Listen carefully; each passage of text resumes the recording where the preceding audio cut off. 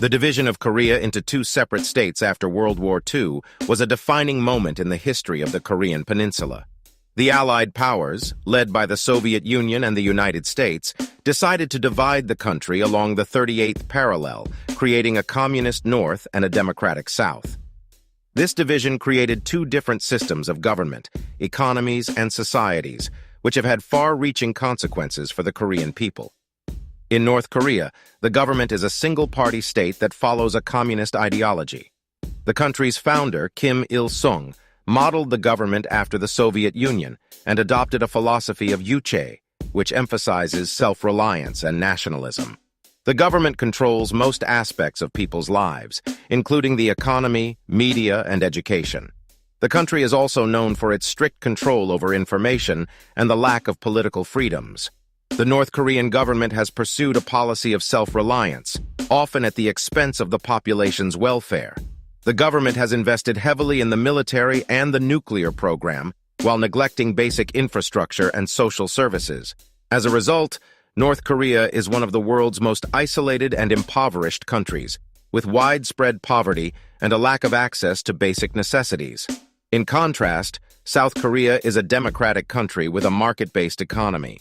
The country's government is elected by the people and allows for a range of political parties and freedom of expression. The country has a strong focus on technology and innovation, and is known for its dynamic and competitive economy.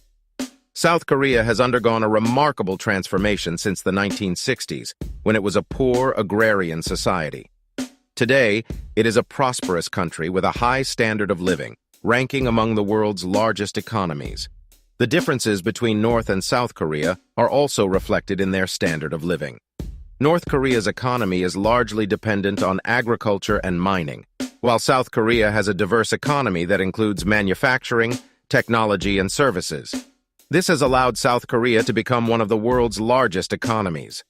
South Korea has a high Human Development Index, HDI, score, indicating a good quality of life for its citizens.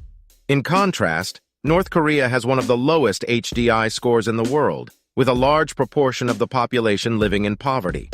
Additionally, the two Koreas have been separated by a heavily guarded demilitarized zone, DMZ, for more than 70 years, leading to a lack of cultural exchange and a growing sense of national identity in each country.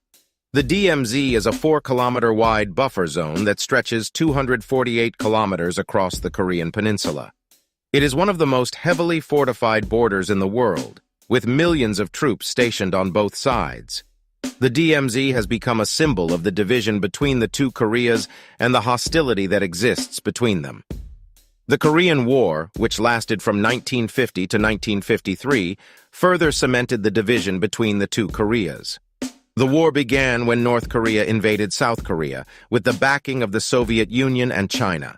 The United States and other countries intervened on behalf of South Korea, and the war ended in a stalemate, with the two Koreas still divided by the 38th parallel.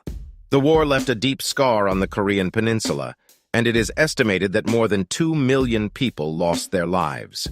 The differences between North and South Korea extend beyond politics and economics. There are significant differences in language, culture, and even physical appearance between the two countries. North Korea has been largely closed off from the outside world, with little cultural exchange or interaction with other countries.